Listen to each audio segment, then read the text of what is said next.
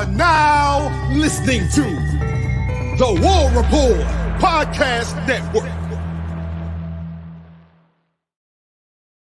What is up, everybody? Welcome back to the College Loop Podcast, episode, I think, 156 of the College Loop Podcast. I'm not used to it not being up there in the top left. I am Dylan Larck, @boytank on Twitter/X, and I'm here by myself to talk to you about the latest news of Auburn Athletics, sitting around the basketball mostly of this show.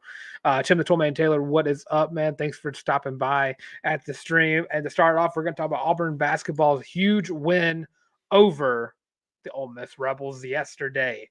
They won by 23 points and 82-59 shellacking. It's my favorite word to say. Hey, Teresa, how are you doing? I don't plan to keep y'all too long because there is a divisional playoff game going on right now between the Chiefs and the Bills that I will be keeping an eye on. Chris, what's going on, my man? But start off, Auburn basketball won by 23 points against the Allen Flanagan-led Ole Miss Rebels, who led them in points and was the only Rebel to get over 9 points to reach a double-digit category. But Auburn had 3 of those, and Janai Broome and Jalen Williams, who put up 13 points, and then Dylan Cardwell, back-to-back games of 12 points from Cardwell. Habersham Jim, War Eagle to you as well.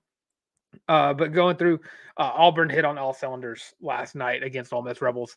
It shot 90% from the free throw line, something that is completely unheard of from an Auburn basketball team, especially the one from this year. It just seemed like Auburn just could never hit those. And now 10 for 11, only one miss coming from Leroy Berman, by the way, showed out on defense. He locked down Allen Flanagan every time he was put up against him. And Haber, yes, you're not wrong. Women also won for the first time since 2019 against Alabama. So we'll talk about that in just a little bit. But to get through this, this was just an all-around great game for the Auburn Tigers. I mean, Aiden Holloway put up 9 points. The three-point shooting wasn't bad. Of course, you had 44%, which you would kill for that on any given night. Auburn just found a way to just get the ball in the hoop every time, or not every time, but most of the time. Over half of their shots went in. Chad Baker-Mazara had another weekend where he did not score double-digit points, but it seems that this team just overcomes it every single time. It seems that this team is now becoming more of a team. Every single person on this Auburn Tiger basketball team loved each other. This is probably one of the most unified teams I think we have seen since I want to say at least 2019 team, and I don't want to get too bug with those comparisons, but it just seems like Chad Baker-Mazara looked at Bruce Pearl and told him to keep Leroy Berman in for the final minutes of that half, just because of how good he was playing. He's like, I don't need the minutes. Let my team go out there and cook. And that's just the kind of stuff that you want. Ole Miss stuffed in a locker twice this weekend. Absolutely delicious. Did they lose the women's basketball too? I didn't catch the women's basketball. I paid attention to the Auburn ones. But this team is finally playing at a level to where we are starting to get worried if it's too good to be, not too good to be true, but if they can maintain it throughout the remainder of the season. And yes, there are a lot of games between now and the SEC tournament. There's a lot of games between the SEC tournament and the NCAA tournament. So not to look too far ahead, but we've seen this time and time again with good college basketball teams in the regular season. They'd start off so well, and then it just falls off in the end. But a lot of those teams didn't have a 10-man roster to go into every game with. And in some instances, Auburn has times where they have 11 guys who can go in there. And I mean, we're looking at guys like Chaney Johnson, who put in 18 minutes, who balled out. He had Chaney Johnson in a game that me and Tarr talked about this during the game, that it finally looked like Chaney Johnson was getting comfortable. He scored 6 points off of 4 field goal attempts. Also had 5 rebounds. He had 2 assists. He had a block at the end of the game, which Darren Scott absolutely balled out in the last minute. Might be the best minute a walk-on's ever had in Auburn basketball history, because what it seems to be is I think Neville Arena was the loudest it's ever been ever since that. The loudest I've ever seen it was against Alabama in 2019. One of the walk-ons went in. I'm trying to remember exactly who it was. Went in and scored the 100th point off of a 3 that he just banged in against Alabama in that blowout win. But it was just all cylinders were clicking. Every single Tiger who played meaningful minutes that took a shot, scored. All 10 players scored a point. And then you have a Darren Scott who got in at the last minute, got himself a 2-pointer. And then Jalen Harper was not able to get his one shot in. But after Jalen Harper, every single Tiger who attempted a shot made it in. And I see, not talking about Knicks, Kiffin one. Oh, Knicks. Oh, yeah. Yeah. We are all happy about Derek Nix. His recruiting is absolutely ridiculous, and I cannot wait to see what he brings to the Tigers. But yeah, Kentucky, Tennessee are teams I'm worried about looking down the line. I do think Auburn's roster helps in those categories because I do think Auburn does have a very, very deep roster that we're not really used to seeing. I mean, we don't have a single player on this team that's averaging more than I think 28 minutes, and that says a lot because I mean, last year Janai Broome was playing almost the whole game, and the previous year before that you had Bari and Walker playing it all the way. And Auburn's now getting ready for a Wednesday night meet. We'll preview that on the Tuesday show against Alabama, but this basketball team is just absolutely ridiculous, and just to watch them play and watch where they are, and I don't think. And again, I'm going to say this, and this might be a quote graphic on Twitter tomorrow. This might be the most unified Bruce Pearl team we've ever seen, because you don't see this from most of the teams, and that's why I think that this level of play is easier to stay than other teams. Because I know Auburn right now is number 13 in the country, which I know me and Tarr have differing opinions on where Auburn should be ranked. He is A-okay with Auburn being underrated. I am fully on board with us getting Auburn getting the ranking that they so deserve.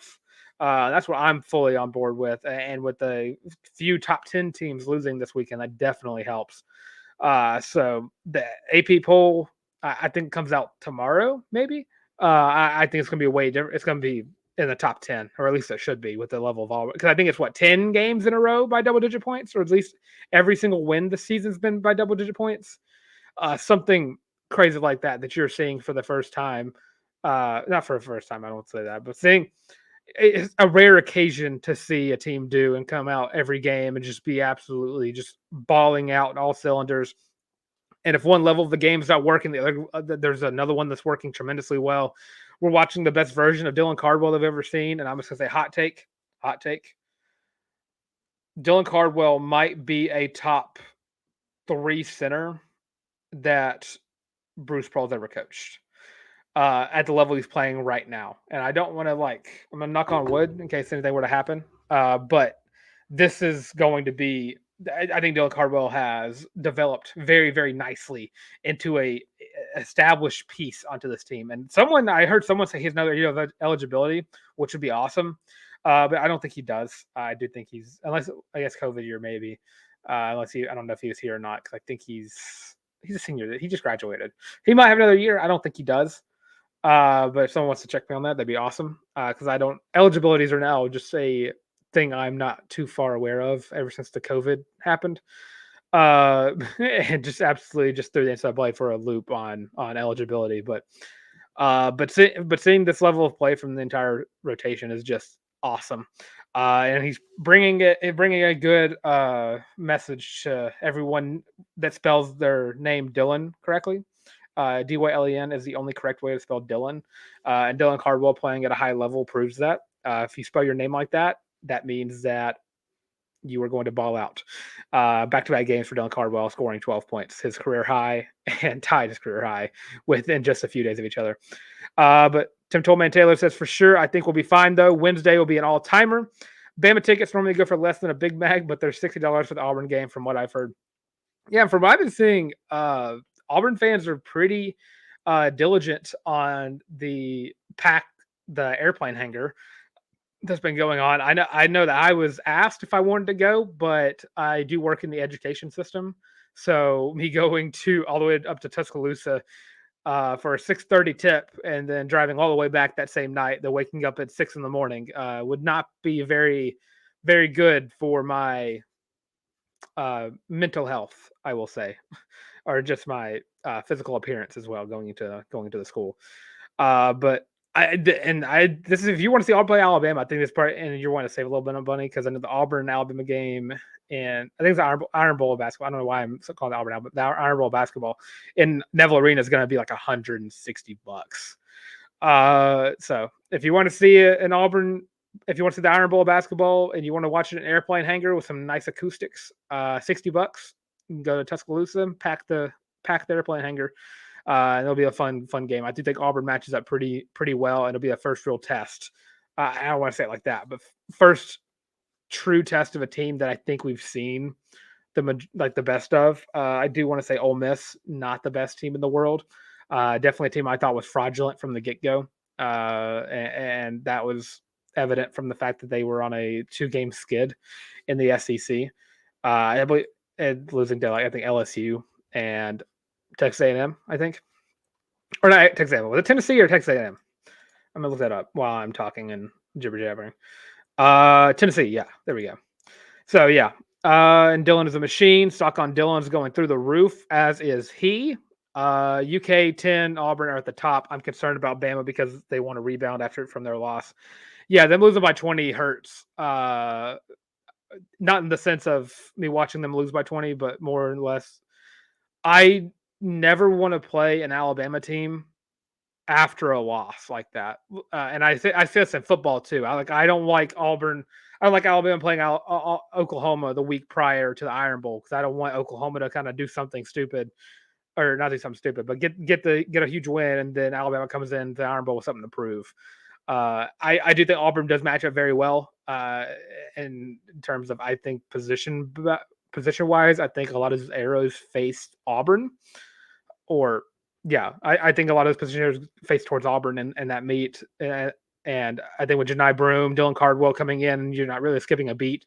That really helps because if you have a big man in the paint and then your backup is just as good, or I don't say just as good, but playing at a consistent high level that you're not missing a big man at any point in the game.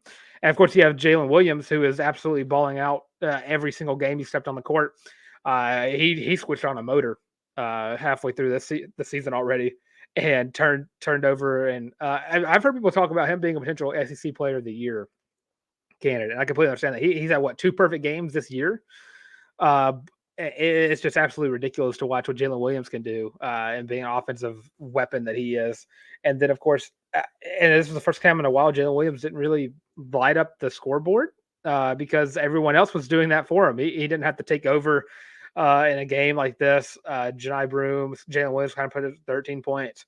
And Dylan Caldwell, again, just putting on a show. And then, of course, the Chaney Johnson appearance was a great thing to watch. This might be one of the best teams I've watched thus far. But again, we're only 5 games in the conference schedule and not really played a quad 1 team yet, or beaten a quad 1 team yet. So it's gonna be interesting to see how this game goes on. Team goes on into the Iron Bowl. I am thinking I'm leaning Auburn right now, and by leaning I mean I'm going to pick Auburn on Tuesday. I don't know what my score is going to be quite yet. I don't know if I'm going to go the whole 10-point win or 15-point win. It could be less, very much less. But I do think that Auburn's going into that Iron Bowl with a lot of steam and a lot of momentum. And all they have to do, winning away, is a huge task in the SEC. And with Auburn at such a grandstanding in where they are and how they're playing, and the fact that they're 10 deep and all 10 of those guys are willing to give up minutes for the other guys, that's huge, especially because you don't get a lot of teams that are 10 deep in college basketball. I remember Gonzaga went, I think last year, they only had 5, and people were taking them to that championship, and they can't because no one's getting a break. But now you have Auburn right now, who Aiden Holloway, if he gets tired, he can get a break, and Trey Donaldson comes in. Now you have a great facilitator who can also shoot the rock if he needs to. And of course, if Jalen Williams gets tired, Simo gets tired, you have Chad Baker-Mazar to come in, you have Chaney Johnson to come in, and you have Katie Johnson to take over Denver Jones. I mean, no one on this team can get tired or will stay tired the entire game. They are going to have a chance to take a break, and the team will not skip a beat. And that's something that's awesome to see. And I do hope that it maintains itself throughout the remainder of the season, because that would just be this team could do something very special. I know Tarr, I think, talked about his ceiling hasn't really changed, because I think he said Sweet 16 or and he said Elite 8. I do think this team, if they continue this level of play, and I will knock on wood for all the superstitious people out there, if this team continues this level of play throughout the remainder of the SEC conference play, this could be an elite 8 caliber team, but also could be a team that could do some damage in the NCAA tournament. I don't want to get any more jinxy than that, because I know Auburn Basketball already tried that on Twitter. If you had not seen that post already. But it is worth mentioning that now to shift over from men's basketball to women's basketball. Auburn women's basketball beat the Alabama Crimson Tide for the first time since 2019, 78-65 in Neville Arena, in another huge, another great environment. Put the jungle. They had the Fear the Jungle banner up in the student section. It was just a fun time from all the clips that I've seen. You got to do the Dixieland Delight, the reverse Rammer Jammer. It was just a fun time in Neville Arena on back-to-back nights, especially the fact that since 2019, 9 games have gone between Auburn's last win and last night, or tonight. Sorry, that is awesome. Coach J is doing wonders, and shout out to Daniel Larck, because he came out, I think the last women's basketball win, and said that they were going to do the exact same thing. They were going to do this right here. They did that behind the names of Honor Scott Grayson, who put up 19 points, and Jemiah Mingo Young, who put up 12 points, but also added in 9 rebounds, 4 assists, 2 steals as well. Just an all-around great effort. Shot 30. Yeah. They did that behind the 17 forced turnovers they forced against Alabama. They drew 3. They made Alabama foul 3 more times. All around, this game was just great. Coach J is way ahead of herself in this rebuild of a program that was the bottom of the SEC. You know, Caitlin Duhon putting up 8. Savannah Scott getting 10 points and 5 rebounds, finally looking like herself that she looked like in the first couple weeks of the regular season. Taylor Collins putting up 6 and 7 rebounds and 3 assists, 2 steals, and 1 block for Taylor Collins as well. And then the bench came out and no one missed a beat. All but one Tiger, and that's 9 out of 10 scored against Alabama. And a huge win that just goes to show. Auburn had a lead in this game at the end of the first quarter. It was 22-6. Had it from the jump. So huge shout out to Coach J and co. Absolutely doing wonders for women's basketball right now and growing the brand. Pack the Nev every time Coach J is there. We should have, I don't want to say the same environment, but I would love it if it was the same environment for men's basketball and women's basketball, because Coach J is doing wonders. This team has now gotten 2 huge SEC wins that they should not have gotten. Getting wins they shouldn't get against number 7 LSU, and of course against Alabama. And the tougher tests ahead this week, next week. Yeah, because they have Georgia and South Carolina next week. So a lot of fun games for women's basketball coming up. And if you're also looking for a fun time, there is Auburn A-Day, who that weekend has been announced thus far. And before I get into that week, I'm going to go ahead and let y'all know. Thank y'all for tuning in. Thank y'all for listening live, if you are, or listening after, if you are not. And make sure that if you're around, like, comment, subscribe, leave your thoughts on men's basketball thus far. What is your ceiling? What's your floor? Will Dylan Cardwell break? Will Dylan Cardwell keep his streak of 12-point games going into the Alabama game? So leave those comments below. And, of course, make sure to subscribe. We are 741 as it stands right now. Colin still is not allowed to eat until we hit every 100. So make sure you help him out. And, of course, if you're listening, make sure you rate us and follow us wherever you're listening. Rate 5 stars, thumbs up, whatever it is. And, of course, if you are looking for something cool or something nice to get, because Valentine's Day is right on quarter. James, what's up, James? If you're looking for something very cool, James will know about this. We have a Feeling Loopy War Report sponsored t-shirt for $25 on thewarreport.com. If you want something cool to get your significant other for Valentine's Day, which is right around the corner, this is the perfect shirt to get. It's comfortable. It's the best shirt that they're ever going to wear. And you know what? Get one for yourself. This shirt's awesome. I wear it all the time. That's why I'm not wearing it right now. I wore it yesterday, so now it's in the washer, and I'm going to wear it this week. It's a great shirt. Get it. That's my call to action. And James fully agrees. This shirt is extremely comfortable. James, the man himself, James Barnett, understands it well. That shirt is the most comfortable shirt you're ever going to wear. And if you want to make your significant other very happy on Valentine's Day, get them their very own Feeling Loopy War Report sponsored Feeling Loopy t-shirt. Or College Loop War Report sponsored Feeling Loopy t-shirt. There we go. But yes, Auburn A-Day weekend has been announced. And if you're looking for something fun to do for April 5th through the 7th, you have 4 sports that you can go and enjoy on that weekend. You have Auburn softball, which I will definitely be there in town for softball. And sorry if I'm unzipping my notebook. So if that's loud, I apologize greatly. And there we go. Chris Causey got a Feeling Loopy t-shirt waiting on the one that I ordered at work. So there you go. Chris Causey is also going to be very much enjoying his comfortable Feeling Loopy t-shirt that he got himself. So yeah, pulling up my notes. Auburn A-Day. So tennis is going to be there as well. Auburn baseball also going to be there playing probably right after the A-Day game, I believe, because it's going to be, I think they're going to schedule it the same way they always do. It's going to be football, baseball, softball. That's always how it's been, and that's always fun to go watch and see those, the gauntlet, as we call it, because that is a lot of fun. And it's worth mentioning that Auburn football A-Day, which if you're not familiar with the spring games, is something Auburn puts on every single year. Sometimes they're a lot of fun, sometimes they're not. Last year's wasn't really all that fun. If you were there, I was there. My girlfriend was also there, and she did not enjoy herself very much because of the rain. But the Frank Thomas statue got unveiled, and it did bring up this being sold everywhere, so I was able to get that for Christmas. So that was very cool, the Frank Thomas jersey. But Auburn A-Day is worth mentioning because it's going to be very important. You're going to have the Hugh Freeze era going into year 2. You're going to have new faces for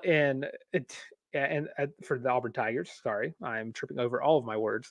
You're going to have Perry Thompson. You're going to have Cam Coleman. Well, not Perry. I don't think you're going to have Perry Thompson. You're going to have Cam Coleman. You're going to have Walker White. You're going to have Bryce Kane. You're going to have DeMarcus Riddick. You're going to have name after name after name after name out there. You're going to have Dylan Gentry. You're going to have so many players out there. You're going to have Robert Lewis. You're going to have I'm forgetting everybody's name now that I'm putting myself on the spot. Every single transfer has been brought in. You're going to have all the early enrollees. This team is going to look brand new, is what I'm getting at. This is going to be a new team from what we've seen last year as the Auburn Tigers are looking to fill the holes that was left in the as players left and as players graduated. But now you're looking at a year where Peyton Thorne is going to be in year 2 as the Auburn starting quarterback. And I know that for sure because I do not believe Auburn is getting a transfer portal quarterback. I know there are some, I think it was College Football Transfer Portal Twitter put out some fake source talking about that Jordan McLeod from JMU was going to transfer in. That was completely false. He even said it himself. He said it was cap. But look, I have 3 things that I want to see from Auburn football in this year's A-Day. And again, if you plan on going, let us know because we're going to be tweeting out from there saying where we are because I'm definitely going to be there. Tim told me Taylor understand Gentry, another high-quality DYLEN Dylan as well. So, yeah, support the DYLEN movement. It's the correct way of spelling Dylan. My first thing I want to see from Auburn at this year's A-Day is an improvement from the wide receiver room, which I got to say it's very hard for it to have been much worse.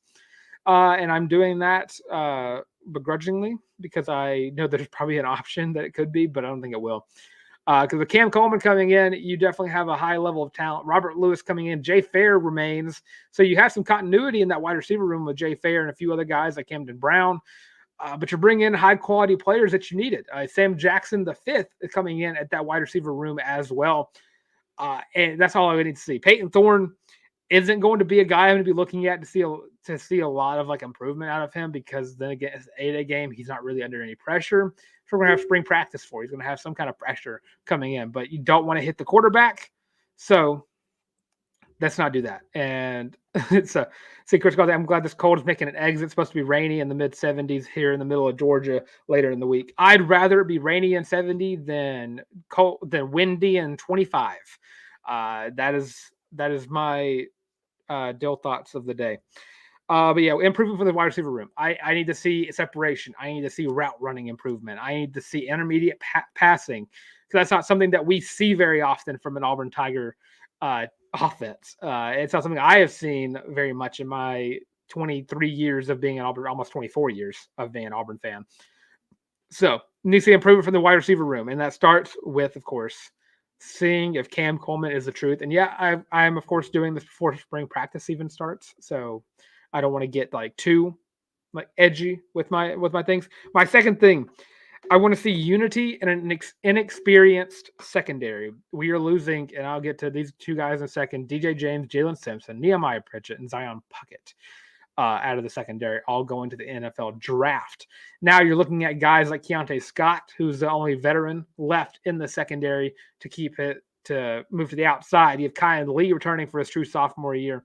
And of course, you have guys like, good Lord, I'm trying to think of JD Rim returning. You have Laquan Robinson coming in. You have Jaron Thompson from Texas coming in from the transfer portal. This cornerback room has some veteran leadership, but not enough that you want to see from a secondary in the SEC. Jaron Thompson, of course, has a veteran aspect to him because he's played for 4 years at Texas, but his first year in the SEC, which Texas is now in the SEC as well. But first year at Auburn Tiger. We need a defensive coordinator. Any intel? As far as I know, it's Charles Johnson. I know he's a co, but we're still waiting to hear and see where they're going to go with there. If anything, they're probably going to make Charles Johnson the defensive coordinator and just move on with that. But they are looking for a co, and I've not heard anything on my end.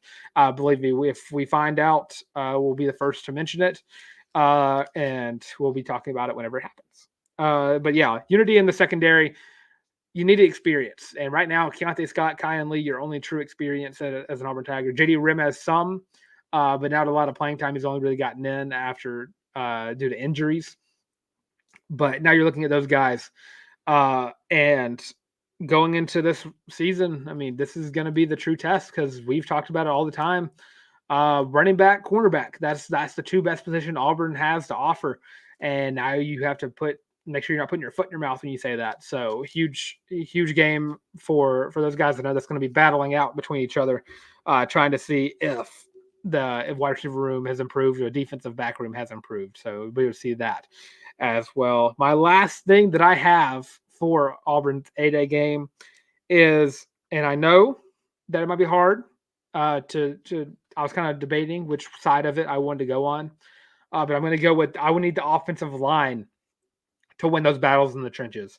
Last year, the offensive line just was very inconsistent, never really found the momentum they needed. A lot of guys were supposed to be very good, and they weren't. Some of them just didn't work out. You have guys like Gunnar Britton, who he had a very good season, but he had a lot of plays that just he did not look like he should or that he was. Avery Jones sadly got hurt, but was having a pretty decent season. You had Tall, who just hasn't really grown to the game yet. He's still working on coming up from the JUCO ranks, and it goes just so far. The only offensive lineman that I was not worried about giving up a sack or giving up a block or just messing up anything was Connor Liu, and that's a true freshman I'm talking about. So I really need to see a step up from the offensive line play. And I think that you get that with some of the transfers coming in and some of definitely the high schooler coming in, DeAndre Carter, because Auburn just absolutely balled out in getting DeAndre Carter, because I definitely think he's going to be a huge pickup for the Tigers whenever he does end up getting playing time.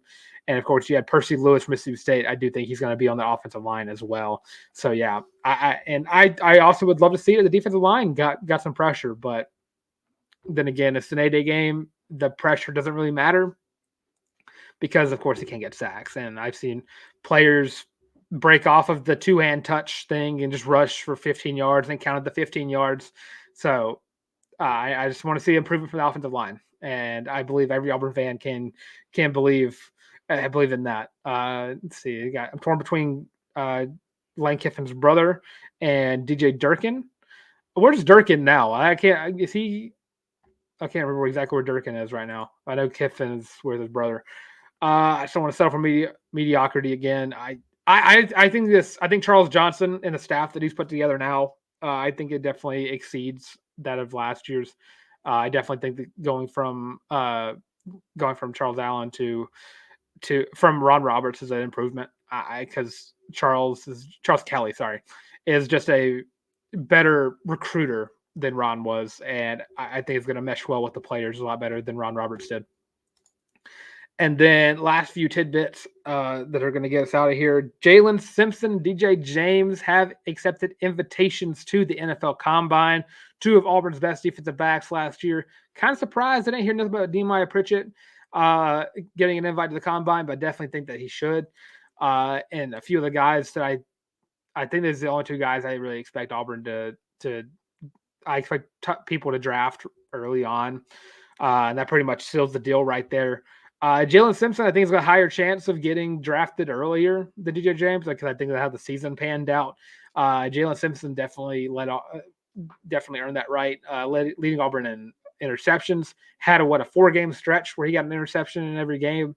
Definitely just balled out, just did everything he could to prove that he's a star in this defense, and stuck around. I think he had 3 head coaches for Jalen Simpson, and I think ultimately DJ James had 3 coaches too because he was at Oregon before he transferred to Auburn.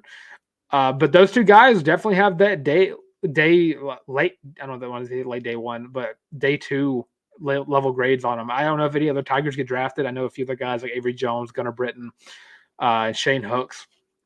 Definitely trying to get looks their way. I just don't think that they can. I think they're going to have a really good pro day to do that. But I do think that DJ James, Jalen Simpson, I definitely thought Nehemiah Pritchett deserved a shot, but I just don't think we're going to hear a lot of Auburn Tigers get drafted until like the later rounds of this year's NFL draft.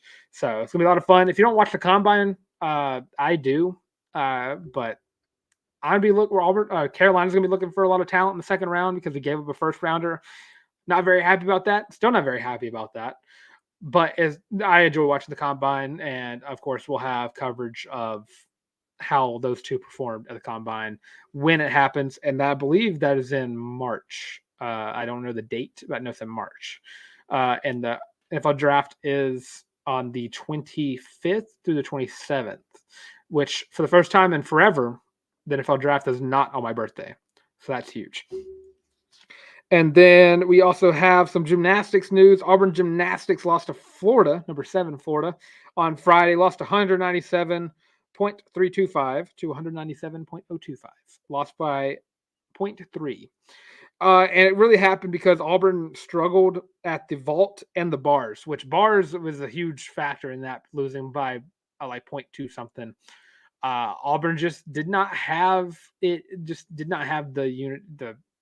consistency at bars that they've been having. It just didn't go their way. And of course, vault has always been an issue. So I'm not really surprised in that score, but I was very surprised that bars was the second lowest. And this team is still getting improved, seeing improvement every meet, doing what they do best, which is fighting hard through everything. This team is still a top 20 team in the country. I think they're 12 right now.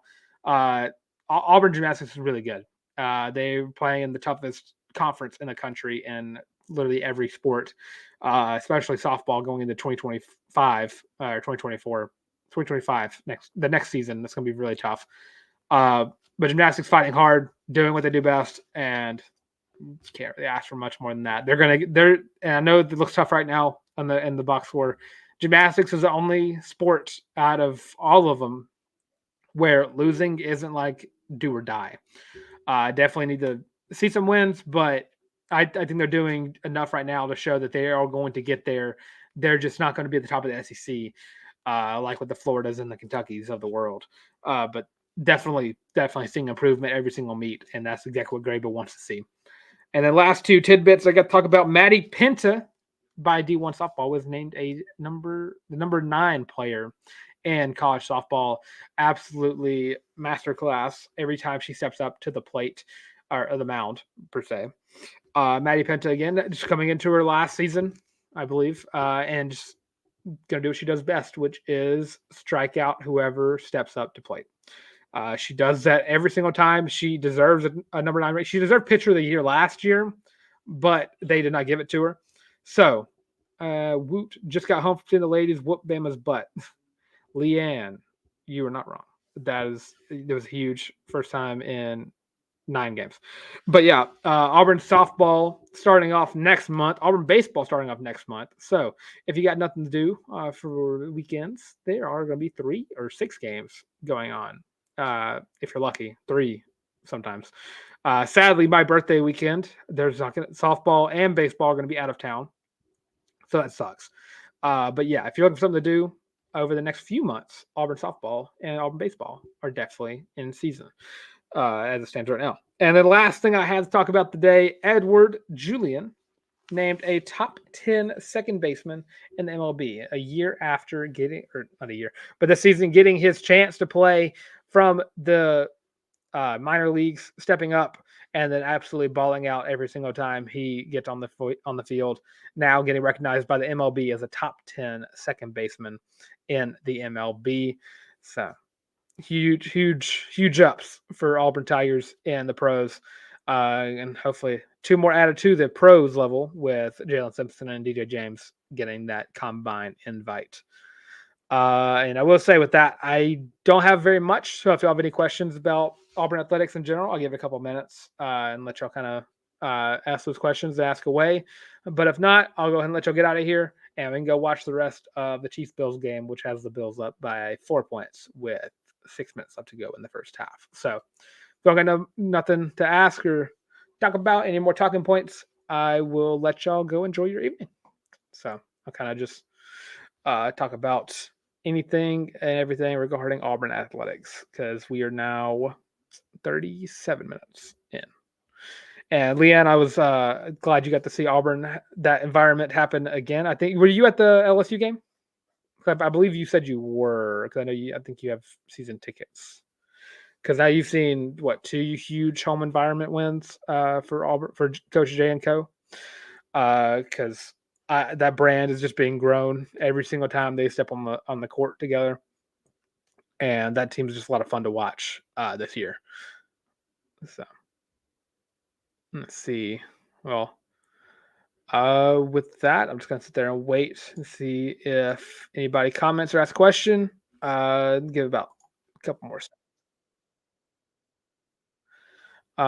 But so I'll see. I'm gonna go ahead and end the show. I'm Dylan Larck, Eduoard on Twitter/X. If you're looking for it, it's just right there. Also in the description below, as well as the College Loop Feeling Loopy t-shirt. Follow me literally everywhere. That's Twitter and Instagram for me at Will the Tank, at YABOY the Tank, and Instagram at Dylan Larck at DYLEN. Don't always spell it. LARCK. And of course, you can find me right here in the College Loop. Like, comment, subscribe. We'll be back on Tuesday to preview Auburn, Alabama, as they prepare for their first meet of the season in the airplane hangar in Tuscaloosa. And of course, if you want to follow us on social media, have us on Twitter, TikTok, Facebook, the works, all of those at the College Loop. I don't want to spell that out. At the College Loop. And of course, if you're listening on a podcast, you're listening on Spotify, Apple Podcasts, Google Podcasts, and Amazon Music, like or favorite or 5-star, thumbs up, whatever it is. Show some love, because we'll love you right back. And we love talking to y'all and all that jazz. But with all that being said, thank y'all for tuning in. And this has been the College Loop Podcast.